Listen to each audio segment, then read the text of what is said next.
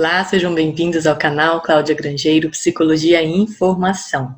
Esse é um canal destinado a conteúdos da psicologia. Hoje é a continuidade da nossa conversa anterior sobre depressão infantil. Então, para você que é novo aqui no canal, toda semana é postado um vídeo novo com temas específicos com profissionais da área do nosso país.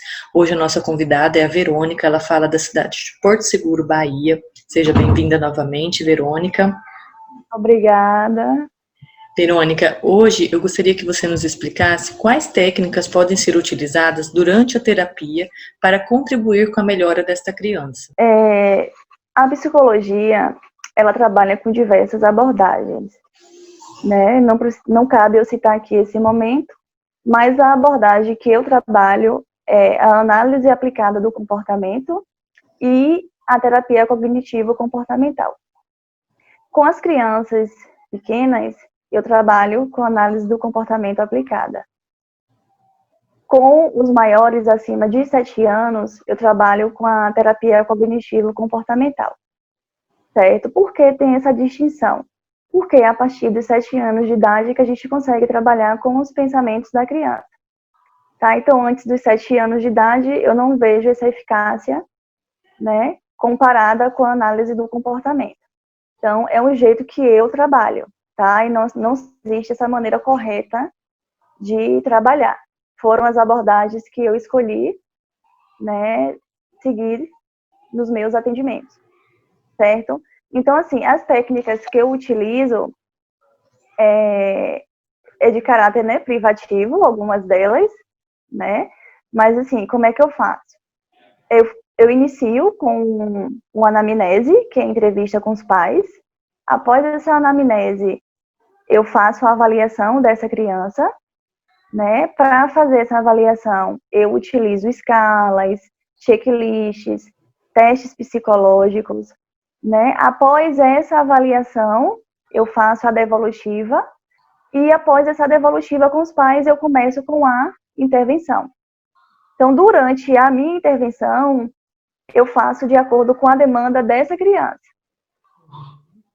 tá? Porque muitas vezes ela não apresenta apenas o transtorno depressivo, né? Ela pode trazer, como a gente falou no anterior, algum tipo de comorbidade. Mas o foco dessas intervenções é sempre reestruturar os esquemas cognitivos e afetivos dessa criança. É importante isso que você está falando da questão que independe da abordagem que o profissional siga, porque cada caso é um caso, cada caso demanda uma necessidade, não é mesmo? Sim, e assim, não existe uma abordagem que seja correta, né? Apenas uma abordagem que seja correta, né? Tem inúmeros colegas que utilizam a psicanálise, que utilizam a Gestalt, e que dá super certo também, tá? Essas duas abordagens que eu utilizo é uma opção pessoal, não que seja duas abordagens que tenham apenas eficácia, tá, no transtorno depressivo. Às vezes então, eu faço essa pergunta. Pode falar, Verônica, desculpa. A escolha da abordagem cabe ao profissional escolher. Geralmente eu faço essa pergunta aqui no canal, porque às vezes a pessoa me pergunta, por exemplo, Cláudia, a Verônica falou qual linha de abordagem que ela segue, então assim, não é algo impositivo de quem está sendo entrevistado, mas sim como algo que pode auxiliar aquele profissional que gostaria de saber qual abordagem que você segue para que talvez ele se oriente. Isso, eu tenho muitos pais que eles me perguntam, tá? Um exemplo, no primeiro momento que eles fazem o contato comigo, por telefone, né, por ligação ou pelo WhatsApp, eles perguntam qual abordagem que eu utilizo e qual linha, tá? Então, assim, alguns pais, eles têm conhecimento, né, que dentro da psicologia existem inúmeras abordagens. Já tem outros pais que não têm esse conhecimento e não me perguntam, tá? Então, assim, depende muito, né, do conhecimento que essa pessoa tem em relação ao tema. E também em relação à prática da psicologia. Verônica, para a gente finalizar esse nosso bate-papo, para aqueles pais que estão aqui nos ouvindo, nos assistindo, e que ele está passando angustiadamente esse momento de depressão com os filhos, quais condutas esses pais podem ajudar no seu cotidiano, podem fazer no seu cotidiano para ajudar os seus filhos? O primeiro passo é uma escuta, né, qualificada, né, é ouvir essa criança, né, acolher o que ela está sentindo. Então, assim, é nomear, né, essas emoções, sentimentos. É o primeiro passo, tá? Porque a partir do momento em que a criança ela se sente acolhida e segura com os pais, né, tem uma grande chance dela conseguir se expressar e falar tudo que ela está sentindo e colocar para fora, né? Toda essa angústia, toda essa dor. Então, assim, é interessante essa relação de empatia, essa relação de amor, essa relação de carinho nesse momento. Então, antigamente as pessoas achavam que depressão era, porque não tem o que fazer, porque é uma criança mimada, né? Porque os pais super protegem essa criança. Então, gente, o transtorno depressivo, tá? É uma doença. Infelizmente, as pessoas banalizam muito e acham que isso não existe no público infantil.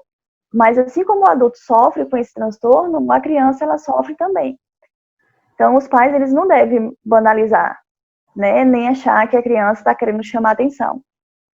Eu ouço muito isso, né? Porque ele está querendo chamar atenção, ele está fazendo de tudo para que eu pare meus afazeres para ficar com ele, tá? E não é isso.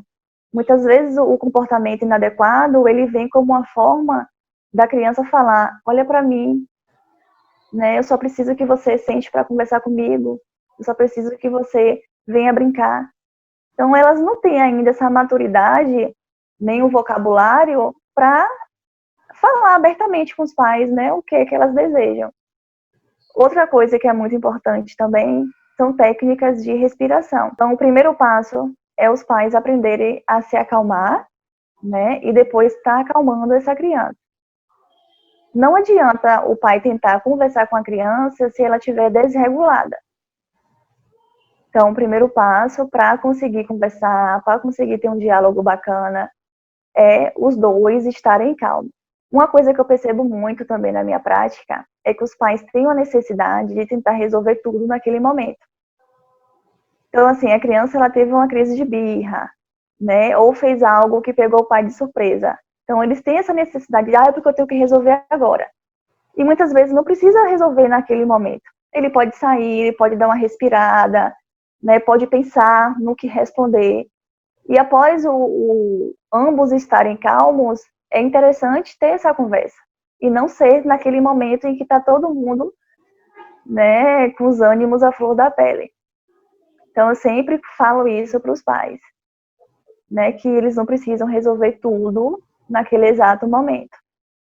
Até porque a criança ela precisa processar, né, o que ela está sentindo naquele momento. Lembrando que, falando um pouquinho da parte neural da criança, ainda é algo muito imaturo, então ela não compreende os sentimentos dela. Sim. E também, assim, é interessante ressaltar, não é o nosso tema, mas é muito bacana, em relação ao cérebro da criança. Que até os 3 anos de idade é o predomínio, né, da área emocional. Então, por isso que a criança, para conseguir o que ela quer, ela chora muito, tá? Não é porque ela quer, não é porque ela é uma criança chorona, é porque o lado do cérebro da linguagem, ele não foi desenvolvido ainda. Então, muitos pais falam, que criança chorona, que criança, né, que me irrita, essa menina chora por tudo. Então, eu sempre mostro para ele que não é porque ela chora por tudo, é porque o cérebro não está preparado ainda para verbalizar, né, para dialogar, para falar o que ela quer de forma assertiva. Outra coisa que é muito importante é ter o conhecimento do desenvolvimento infantil. Tá? Então, assim, os pais eles precisam ler, precisam se empoderar, precisa ter qual é a fase, qual infância que essa criança se encontra. Tá? Porque se eu não estudo, se eu não procuro informações, eu não vou entender o desenvolvimento do meu filho. Tem que procurar sempre informações, temos que ler, né? Justamente para que quando isso venha acontecer, eu já saber por que está acontecendo. Eu sempre falo, né, para as pessoas que convivem comigo, que informação é poder.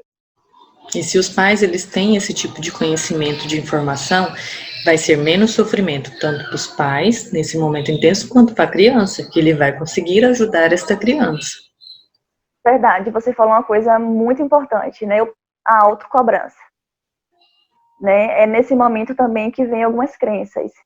Né? Eu sou uma péssima mãe, eu sou um péssimo pai, né? Porque eu não consigo disciplinar meus filhos, tá? Então, assim, se eu não tenho conhecimento do que está acontecendo com o meu filho, eu posso desenvolver esses tipos de crenças, que acaba afetando, né, essa relação de pai e filho ou mãe e filho. Sim, com certeza. Verônica, a gente agradece muito a tua presença aqui, contribuiu muito para o nosso canal. É totalmente diferente quando a gente conversa sobre orientação de pais, sobre algum caso específico da parte infantil, com profissionais que realmente entendem essa parte neural que você explicou, a questão de conhecimento, da busca pelo conhecimento dos pais, que é fundamental, é extremamente importante, porque principalmente para pais de primeira viagem, às vezes causa tanto sofrimento desnecessário, entre aspas, porque a gente não vai banalizar o sofrimento de ninguém aqui, mas... E é uma insegurança saudável, né? Isso. Só que, ao mesmo tempo, não pode se acomodar. Sim. Né? Tem que sempre estar buscando informações, né, de profissionais que são aptos para estar ajudando, né, nas fases do desenvolvimento dessa criança. Isso mesmo. Então, Verônica, muito obrigada pela sua participação aqui no canal. Foi riquíssima a sua contribuição aqui. Que bom. Seja bem-vinda sempre que você quiser. Obrigada. E, novamente, eu vou deixar o Instagram aqui da Verônica no link da descrição para você que quer ter um contato mais próximo com ela. Você vai, com certeza, vai se encantar com o perfil profissional dela. E lembre-se sempre, para você que está aqui nos assistindo, o maior objetivo do canal é de estar transmitindo conteúdos realmente com o intuito de maior informação. A gente sempre traz conteúdos aqui com profissionais extremamente capacitados do nosso país, justamente para que esse tipo de conteúdo chegue àquelas pessoas que precisam deste conteúdo. Com certeza absoluta, você conhece alguém que está passando por uma depressão infantil ou algum comportamento inadequado infantil. Então não deixe de contribuir e compartilhar esse vídeo a pessoas que precisam. Lembrando sempre que toda semana a gente traz temas específicos da psicologia aqui no nosso canal, que com certeza vai ajudar muitas pessoas e agregar não só os indivíduos, mas a família, a sociedade como um todo. Um grande beijo para você que fica aqui no nosso canal, seja um fiel seguidor e até o próximo vídeo. Tchau, tchau.